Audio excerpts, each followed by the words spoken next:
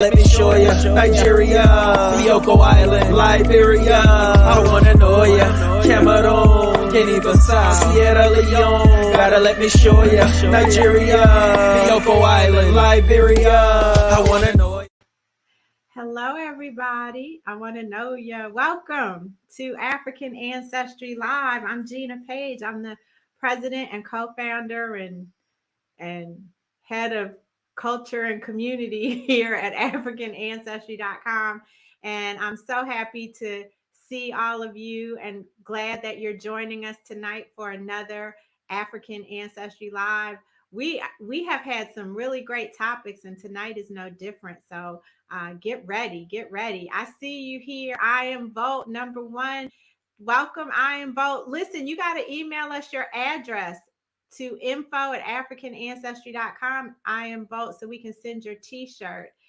And look, the rest of my people, I want to make sure I see the names. Okay, so we got our Cafe Cubano, my favorite name. Hey, Trevera, Fancies in the house. Plachette from NOLA. Jen Johnson. Hi, Jen Johnson.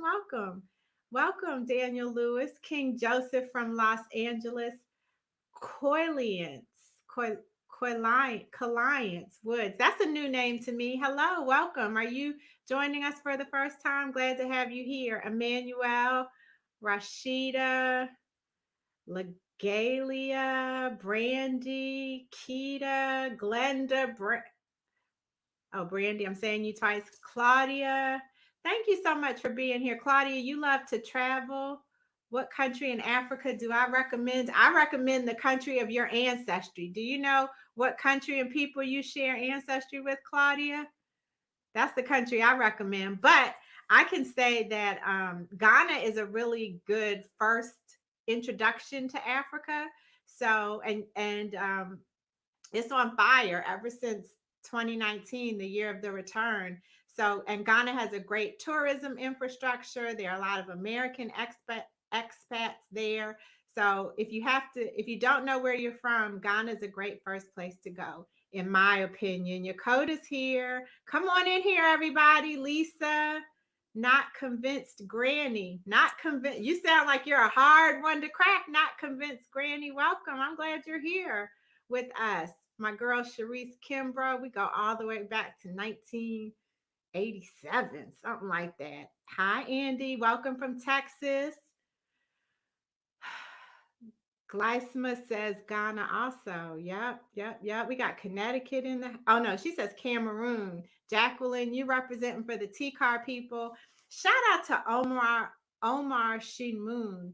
Omar is a very dear friend of mine personally and of African ancestries professionally. He is the Secretary General for the country of Cameroon now. So we are very excited to have Omar in the family. Hey, Mary Smith, glad to see you.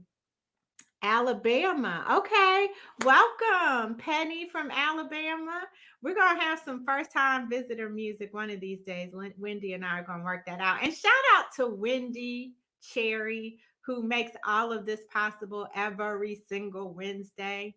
She holds it down. Jonathan, I want you to shout out Wendy. Can we get some emojis for Wendy? How about some sunshine? Let's get some sunshine emojis for Wendy. I want to see some sunshine in the comments for our Facebook Live producer. Let me see that sunshine. Please. All right. So the first person to join us today got some African Ancestry swag, and that was... Let me make sure you haven't already won. Nope. Trevera, you won. I Am Vote has won. Who's the next one? Fancy Patterson, congratulations. You won an African Ancestry Remember Who You Are study guide. That's our gift for tonight. We give away a gift to the first person to come on the broadcast, at least the first person who hasn't won already. So you won the Remember Who You Are study guide. I'm trying to y'all are sleeping on the study guide. It is the most beautiful, informative workbook guide that you could have on your shelf. I'm telling you, it's based on our Remember Who You Are video that we did. Shout out to Sangu Jakam, Marcel Pickens, for the hard work that they put into that video. And it has all sorts of journal entries, thought prompts, thought starters, and questions. There's a map in there for you to test yourself on where the countries are in Africa. There's a interactive multimedia timeline in there. So there's also, and there's a discount code. So if you've been thinking about getting a test and you haven't quite taken that next step to get one, get the guide. It'll help motivate you to learn more about who you are and then get your test kit at the end. So, congratulations for winning the study guide fancy. And I think we have your address, so it shouldn't be hard to get that to you. All right, everybody. So thank you for being here. Thank you for the sunshine and the emojis for Wendy. Kalechi's in the house. So it's November, y'all. Happy November. Today is November 3rd. And last month we talked about gratitude and finances. This month we're focusing on identity and consciousness. Although we focus on those things all the time, but we're having a special focus on that this month. And we have the perfect guest to kick it off. Our sister, Eurica Huggins-Axum, is a co-founder of ADACI here in Washington, D.C. ADACI stands for the African Diaspora Ancestral Commemoration Institute. It's an educational, cultural, and spiritual nonprofit, 501c3. It's community-based, and like I said, it's here in Washington, D.C. So by profession, Sister Yuri is an international exchange and policy facilitator expert. She has over 25 years of experience in building global communication platforms for government and commercial clients all around the world. And she's directed, designed, and administered professional exchange programs for hundreds of up-and-coming leaders from around the world on a variety of themes. And I think that's one of the first ways that I was introduced to her was one of those exchange programs that she was doing. And everybody was there. Everybody in the program, I think, came to IKG one week or something like that. Anyhow, she is a Pan-African cultural activist. You know how we do. Our family is full of them. And some of her significant community service activities include serving as the PR officer for Kankaran West African Dance Company here in the district. And if you all don't know about Kankaran, you better ask somebody. And as the co-lead of the culture sector for ADDI, which you all know is the Africa Diaspora Development Institute, started by Ambassador, Her Excellency Ambassador Arakana Chiambori Kwao. And if you all missed that live we had with her, I highly recommend that you go into the archives on YouTube or on Facebook and check out the show we did with Ambassador Arakana. So she has entrusted Sister Yuri with leadership of the culture sector of that organization. And maybe we'll be able to talk about what's going on in December with ADDI in Ghana. She has given presentations on issues related to Africa and the African diaspora for the government and private sectors in Nigeria, Ghana, Senegal, and Brazil. So she might have a different take on which country to visit. And in 2019, she was awarded the Distinguished 400 Award from the 400 Years of African American History Congressional Commission. I want to see some emojis, some welcomes in the chat for our sister Eurica, Sister Yuri. Hello. Hi, Sister Gina. Boy, my you make me look good. Reading your bio. Good to see you. Oh, wow. I am just so happy to be here with you. And I just want to thank you and dear Sister Wendy. I love you all so much because your spirit is just so powerful and you truly represent the best of the ancestors, our mothers, sisters, everybody. And I just love you all. It's just, we're sisters in the struggle as Pan-Africanists, and I truly love and respect you for all that you do. Thank you Oh, so thank you much. so much. That means the world. Thank you. Thank you so much. And thank you for sharing your time with us. I'm excited for everybody to meet you. Those who don't know you, those who have never heard of ADACI, they're going to learn today about Yeah. ADACI and the work that you do, commemorating and remembering the millions of ancestors that we have as African people, the men, women, children, and babies who were kidnapped and trafficked and who died during the Maafa. And so let's dig right into what brought you to this. Well, actually, let's talk about what ADACI is and what you all Sure. do. So I think you gave us a nice introduction. So ADACI is a nonprofit education, cultural, and spiritual organization. We're based in DC. We have branches in Senegal, Nigeria, Brazil, and Cameroon. And we are a grassroots organization. We are dedicated to institutionalizing the remembrance or the commemoration of our African ancestors, the millions of men, women, children, and babies who were kidnapped, trafficked, and shipped from Africa to the Americas. We commemorate those who perished in the Middle Passage, or the Maafa, as it is called, as well as those who survived the Maafa.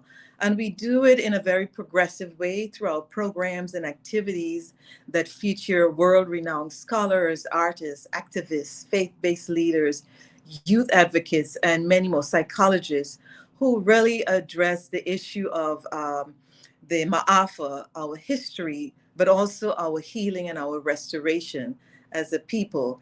And so as a result, we were extremely fortunate that the great Grand Master Historian, Dr. John Henry Clark, served as an ADACI special advisor from the inception of the organization 28 years ago until he perished, until he transitioned to the ancestors. And also Babaka Josephine Jai, who was the senior curator for the slave house in Goree Island. He was also our special advisor. So we were just so fortunate that these individuals impacted ADACI, guided and steered us in the direction that we're in. We feature so many individuals. Yeah, we've been waiting to feature you. We feature our dear brother, Tony Browder, Lisa Aubrey, you name them, Asa Hilliard, Tony Martin, Jacob Carruthers, Baba Kevin, Dr. Kevin Washington. He is an advisor to ADACI, and many others. So we've been very, very blessed. We have youth advisors as well, and we challenge young people to learn and to understand the importance of the ancestors, and also to have that Pan-African perspective in their thinking. So we are just just truly honored. We host an annual international commemoration every second weekend in June. And this is in cooperation with the International Coalition for the African Ancestors of the Middle Passage. And this is organizations like ADACI all across the US that host commemoration activities the second weekend in June. So we want your beautiful, loving audience to make sure that they commemorate around that time. We will definitely share information with you. Okay, wait. I was sneaking ahead. Okay, wait. All right. So when I'm so excited. When I think of ADACI, so for you all who don't know, if you go to pretty much any event in the DMV, the DC metropolitan area, and it is a historical event or an African-centered event or some kind of African-centered educational event, there's going to be an altar. There's going to be this humongous, beautifully laid out altar, and it's going to be have been done by ADACI.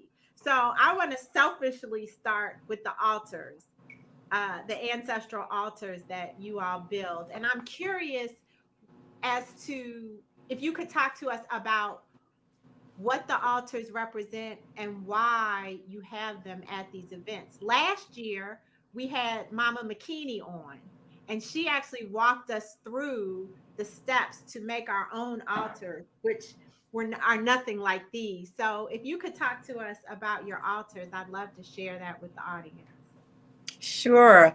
So so ADACI altars are artistically created sacred spaces.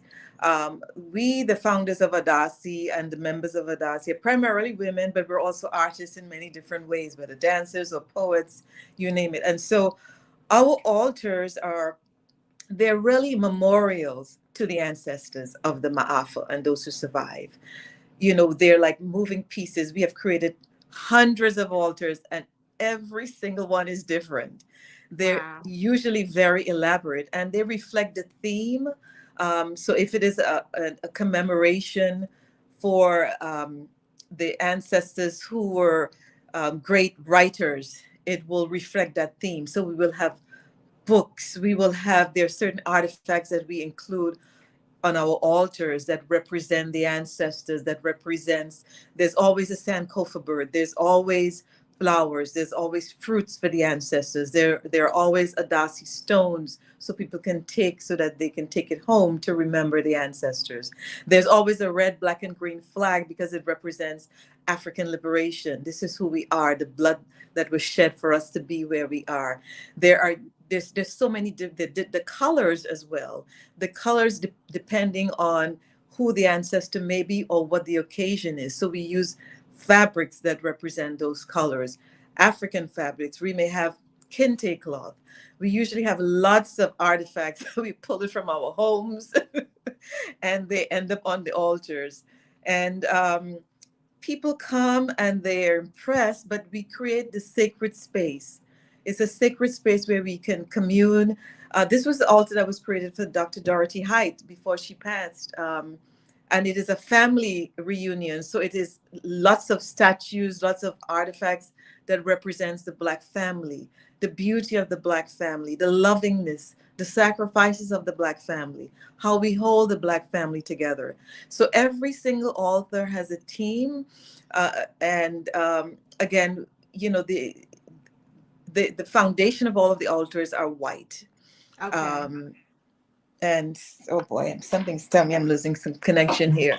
And so we often make sure that, give me a minute here to connect. Okay. We'll take you down. Okay, yeah. So I'm excited about this. If any of you remember the show that we did with Mama McKinney, and she walked us through the steps of making an altar. We started with a white base, white cloth on the table, and then so many of the things that Sister Eurica just mentioned in terms of photographs. We talked about family altars, and so you know, photographs of family members who are no longer with us in physical body, water, flowers, fabrics, all the things she talked about here. So Yes. you're back, welcome back. So what about this altar? This seems like this is during one of the commemorations that happens in June. Am I right with the water? Oh, okay, she's frozen. I guess that because Okay, of I'm hearing you a little better now. okay. So when was this altar created? Let's see. I'm trying to see which one you're pulling up right now. We've created hundreds of them, and no one is the same. Every single one is totally different. So again, as you mentioned, there can be pictures. We usually put pictures of the ancestors, very famous and well-known ancestors, common ancestors. People come and bring their pictures, and they put their own ancestors as well. And so, yeah, I just saw someone mention the Maafa Commemoration Congo Square. They are part of the ICAM coalition that we are one of the founders of. So every second weekend in June, I'm looking at one of your No, that's good. That's good. comments. How does this compare, do you know, Sister Eurica, to the Dia de los Muertos in Latin America? The use of altars. Pardon me? One more time? How does the use of altars relate to the Dia de los Muertos in Latin American countries? Okay, I'm sorry. I'm not hearing you as clearly. I apologize. I'm trying to fix Oh, this that's here. okay. Okay. We're patient. So Can you you hear said me now? about the altars? Yeah, someone said interesting comparison to Dia de los Muertos in Latin America. Well, when she comes back, we'll get that comparison. Okay, so do Glenda says I have always had my ancestral altar. Dominic is at his altar every day. So how do you all use your altars when you go to it every day, Dominic? How do you use it, Glenda? You always have it. I have an ancestral altar with my Mm-hmm. grandparents and great grandparents. And so I go to that on a daily basis to give thanks. I go there in gratitude. Are you Yeah. back with us, Sister Eureka? Yes, I am back with us. I was listening to you, and it's great that you have your altar. And I would encourage everyone, the altar is really is very empowering. It's transformative because when you create your own space, and it could be as small as you want it to, it allows you to center yourself. It helps you to reconnect with the divinity within you. And then if it's an ancestor picture that you have, you allow them to communicate with you in many different ways. You open up that space. In African tradition, we don't think the ancestors are part of our world. They're in the spirit world. So there's no disconnect between us and them. The ancestors on the African continent, they have altars for their ancestors. They're altars for rituals. If you go to a Thai restaurant, you look at the top of and as you enter, you will see that they have an altar to their ancestors. That's very true. Like she was saying, as soon as you walk into a Thai restaurant, they have their altars right there at the door. I'm excited that so many of you all have altars and are using altars. If you have any questions, please put them in the chat and we'll make sure. Okay, she's back.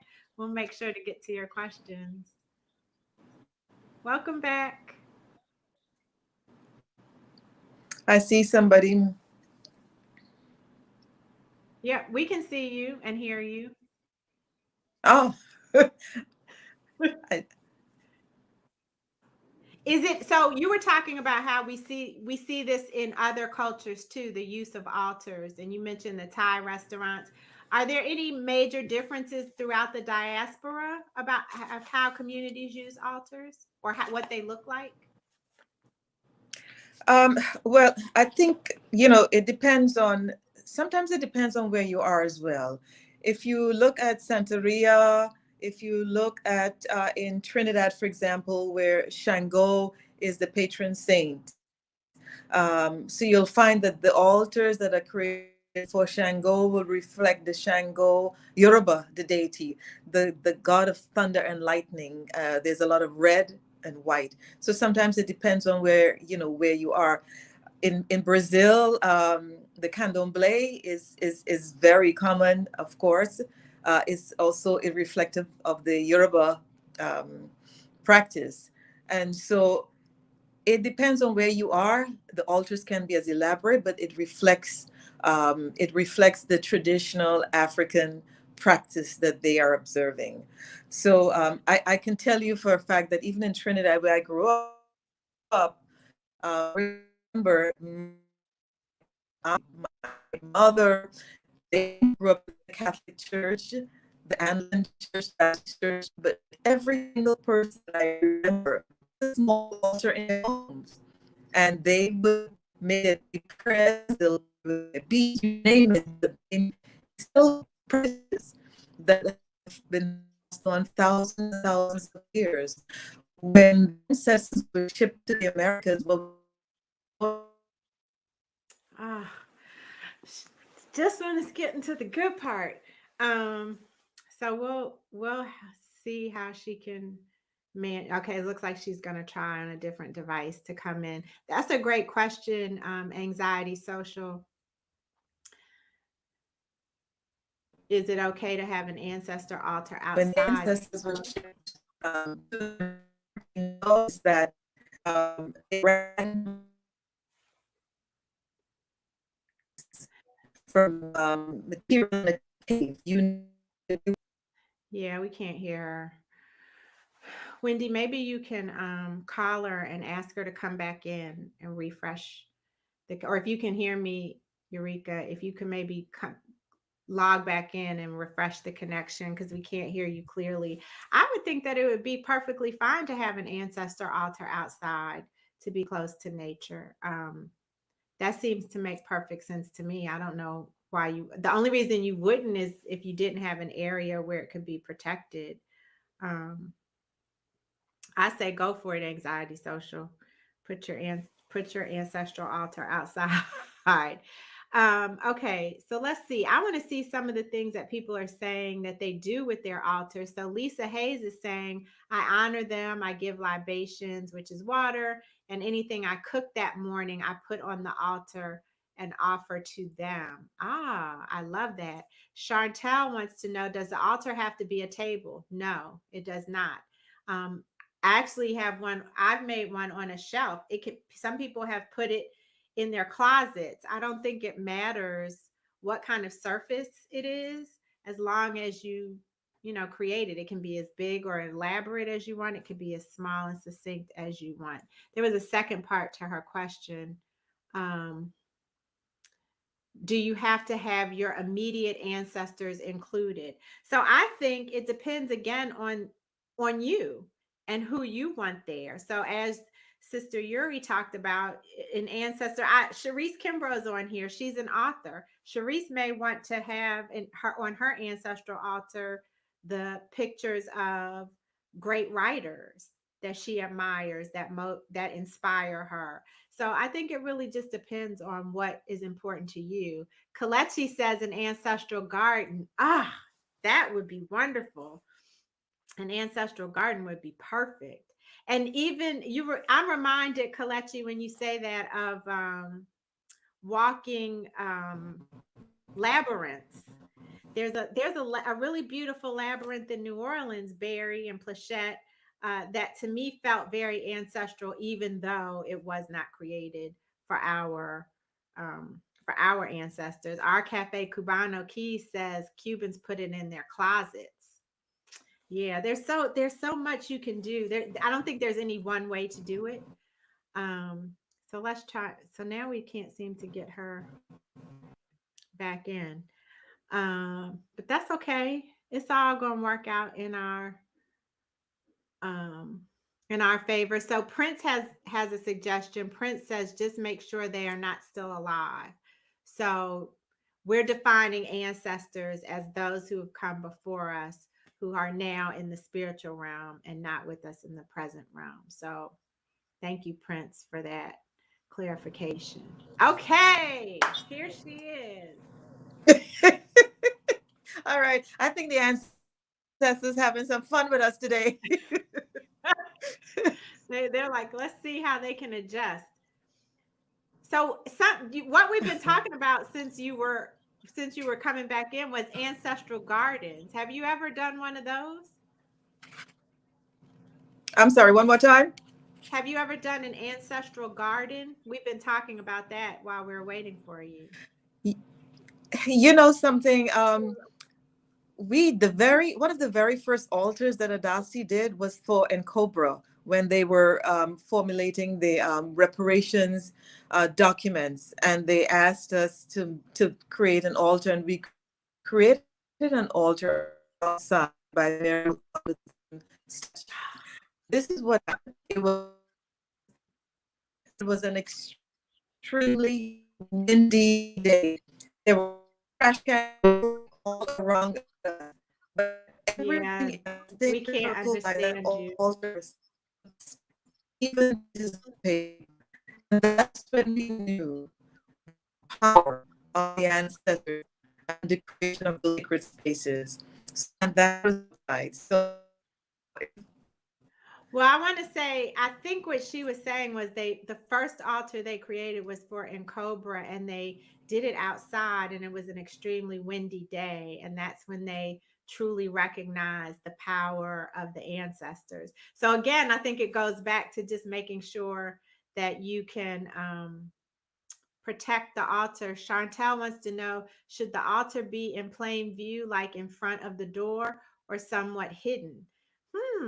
So what are you all's takes on that? Some of you all who have altars, what do you think about that? Because we know that the Thai community, the restaurant community, they put theirs right at the front door. I know that I've been directed at times, like if people are coming into the room where my altar is, to cover it so that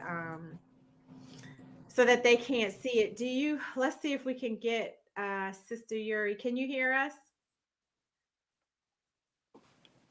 I can hear you just very lightly. I know that there's something going on with the internet in this area because we called earlier. So I apologize, but Oh no, we I'm know looking. it's I can not see you. the information in the chat, though.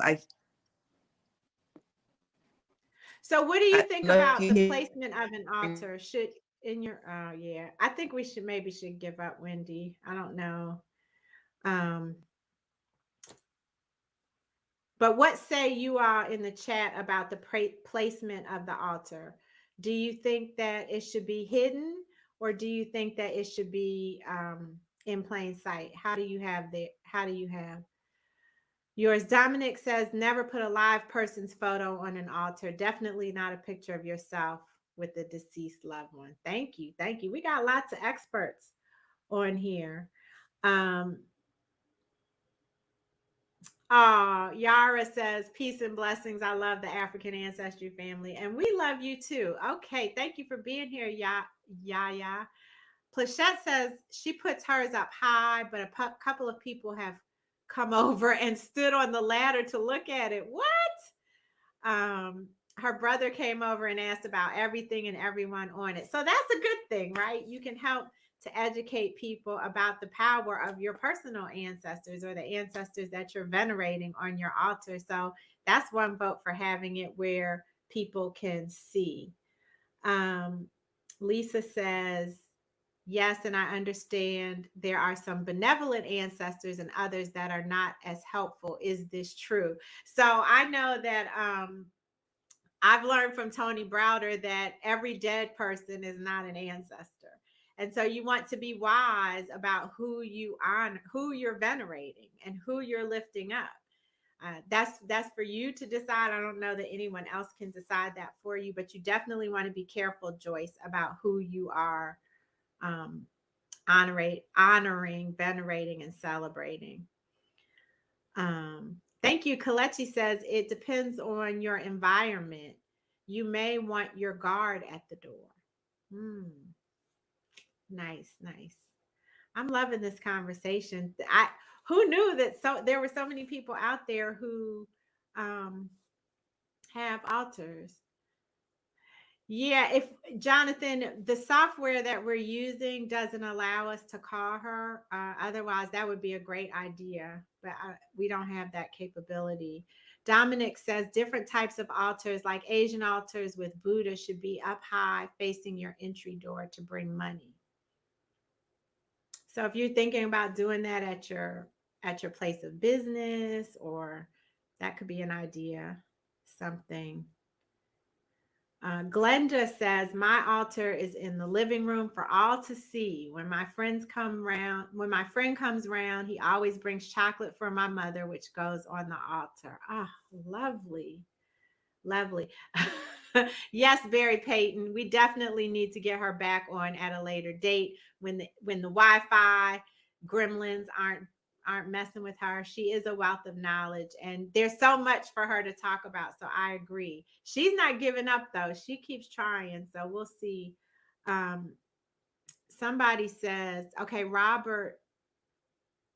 Oh, I don't know if a cell phone speaker, I think we'd be better off just bringing her back. I can try it though. Let me see. Never give up. The people have spoken. I'll try her and see if we can get her to. Hey, can we try to have you on speaker? Okay, let me see if this will work. Okay. I can hear you. All right. Can you guys hear her? Say something. Give me a thumbs up, people, in the comments. They are always speaking to us. Yeah, I don't think that this is loud enough. Yeah, it's saying very faint. So what we're gonna do is we're gonna have you back because we can't. Okay, wait, because we keep trying, but you keep getting glitchy and your voice is broken up. So will you come back? Okay, she says she most definitely will come back. So we'll talk to you about the best date to get you back, and we'll let everybody know. Thank you so much for your time tonight. You've gotten us talking. Thank you. Good night. She said, peace and blessings, everyone. And I promise that we will get her back as soon as we can. And that's a good, thank you for these suggestions, because next time we can have a speaker. I can have the speaker play my cell phone so that if we need a plan B, we can still have the person access by voice. So Jamie Love says, I wanted to put my ancestral altar in my closet. Oops. But I would want to use candles, and I ain't trying to start a fire. Yes, you definitely have to be cognizant of that. Kita's altar is in the southeast corner of her home, the prosperity corner, according to feng shui. All right, I love it.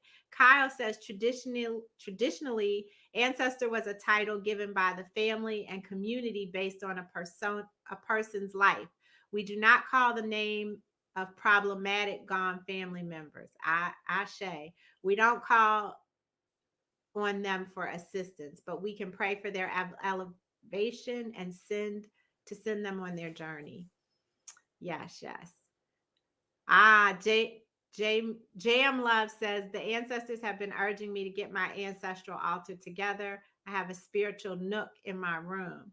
So yeah, I think this is a call to all of us that we're in community, and that we should think about doing this if we haven't already done it, and we should focus on it if it's something that we already do. Chantel wants to know, when you add food to the altar, how long do you keep it there? Well, someone refreshes theirs every day. She puts down something that she cooks each day. So that would be daily.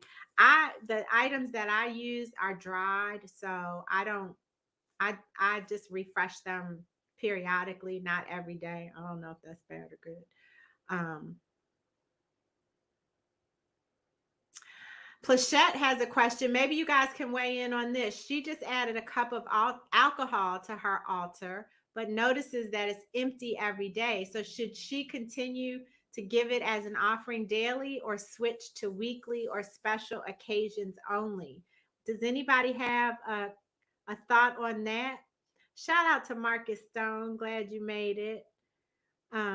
Joyce said, I'm here to learn about my roots, but based upon previous comments, are elders being mistaken for ancestors?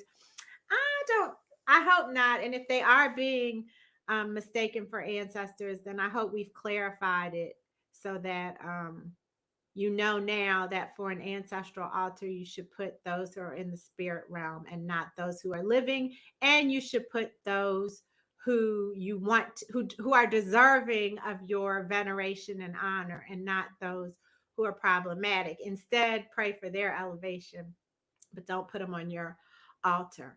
Okay, so we got Factor Wack. Last week we didn't do Factor Wack. I was so excited about Izzy. Are you guys ready for Factor Wack? We have our first question. You know how we do. This is either fact or whack, okay? Or statement. I guess it's not a statement. It's either fact or whack. Okay. So number one, we had these in honor of Sister Eurica because she is from Trinidad. The Americans Maroons community in Trinidad and Tobago are African Americans. Is that fact or whack? You know, put in the comments whether you think it's fact or whack. The Americans, Maroons community in Trinidad are African Americans. Fact or whack? Okay, we got some facts. We got some whacks. I don't know. Fact or whack? It looks like it's 50-50 between fact or whack. Fact or whack. Dominique's like, I don't know. I'm not voting. Okay, Wendy. This is a fact. I think the name kind of gave it away. The Americans Maroons community in Trinidad.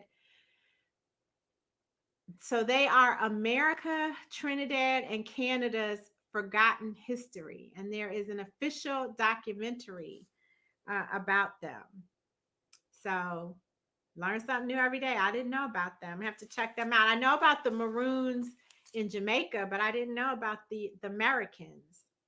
Thank you. Thank you very much. So those of you who said fact, you were right. All right. The next one, up to 40% of those Africans who were captured and enslaved came from predominantly Muslim parts of West Africa. Is that fact or whack? Kamari said, trick question. Up to 40% of those Africans who were captured and enslaved came from predominantly Muslim parts of West Africa. Fact or whack? We got a lot of facts. One whack. Ronnie says that's whack.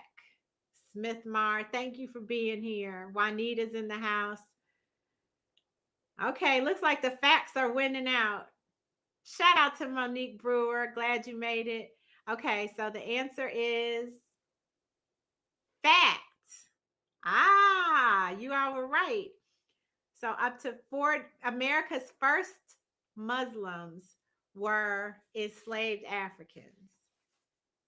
Nice. And there's the source for that, voanews.com.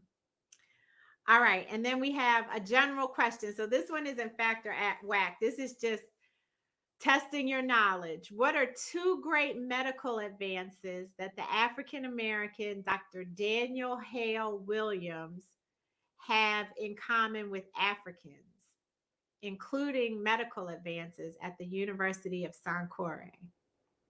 Two great medical advances. Anybody know? Yeah, we didn't say all the enslaved Africans were Muslims, Shaquila. The question was up to 40%, or the statement was up to 40% of them. So okay, so we got Jose Cruz. You're right. That is one of them. Cataract surgery is one of them. Geneva says cardiology. Yep. Yakota, Juanita, exactly. So cataract surgery and open heart surgery are the two great medical advances. Dr. Daniel Hale Williams was the first here in the United States to do open heart surgery. And cataract surgery, we know from some of the, I think it's some of the Egyptian writings tell us that cataract surgery was done at the University of Sankore. I think that's what she said. So yeah, we're learning a lot here tonight on African Ancestry Live. I am really happy that you guys are here with us. I'm sorry. I apologize on behalf of the internet for glitching so that we couldn't hear everything that Sister Eurica wanted to share with us, but she will definitely be back. So if you are watching this, please I hope you come to all of our lives, but please keep your eyes open for us having her back very soon. I saw so many new names on here. That makes me happy. I'm glad you're here. Please subscribe. If you're watching us on YouTube, please click the subscribe button so that you'll be alerted to our next show, and share, like, let everybody know.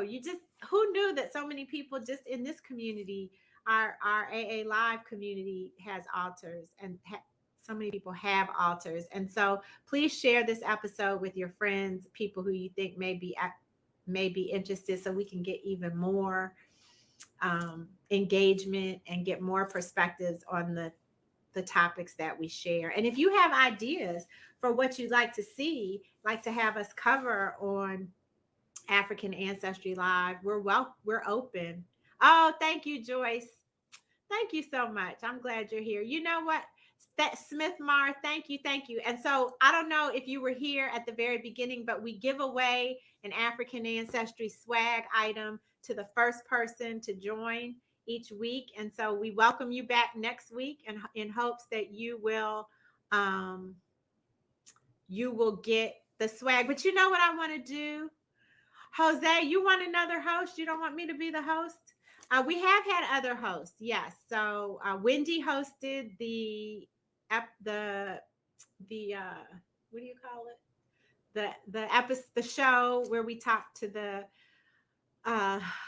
Latin X community. We've had shows with other African Ancestry family members. We have a Kwanzaa show on December 29th, where our whole team will be on. So yes, we do have other hosts from time to time. Next week, we have another special guest. Dr. Amen will be joining us. He's a naturopathic doctor, and he's going to be talking about how we can heal consciously. So you guys, I don't know if you're familiar with him, but you can see his work all over. And you can Google his work and see what he's accomplished. And he'll be here talking to us and answering your questions. Oh, thank you so much, Walter. Yeah, he'll be here. It was Smith Mar, and who was the other person they were first time viewers? Smith Mar and Joyce. If the two of you can send your mailing address to info@africanancestry.com, I'm going to send you a gift too, because I really appreciate that you're here and that you're going to come back. So please send us your mailing address so that we can get your swag out to you. And then the person who won at the top of the Fancy. Oh yeah, Fancy, we have your address. All right, that's what I got for y'all tonight. Thank you for being patient. Thank you for the suggestions. Thank you for the compliments, the support. Thank you, Wendy, for holding it down. Chantel, okay, we got you next week. Next week, Chantel. Look at y'all. Everybody wants to gift now. Okay. I gave it to the first two people to speak up. But I do appreciate all of your questions, and I do appreciate your presence. Listen, I thank you, Jen Johnson. I had a lot of fun. We are getting ready to go to Sierra Leone. So I want you guys to be on the lookout. We're going to have a watch party for our video, our Sierra Leone video that we did. That's coming up in about a week and a half, right before we take off on November 21st. So the next time, next week we have another. I think Wendy is hosting next week because I'll be out of town. So yes, we do have other hosts. So please be sure to come back and support Wendy. But look, we're still in a pandemic, so people still be careful. Please continue to be careful. Please continue to wear your masks if the place asks you to wear a mask. Please continue to social distance. Please continue to support your mental health and that of those you love. And please continue to support your immune system as the weather is changing in many parts of the country, many parts of the world. There's no need for you to start catching other stuff, So just keep your immune system pumped up so that you can be happy and healthy and whole. I hope you all have a very good night, and I'll see you next week. Thank you, Carolyn. Take care, everybody. I won't see you next week. Wendy will see you next week. Take care.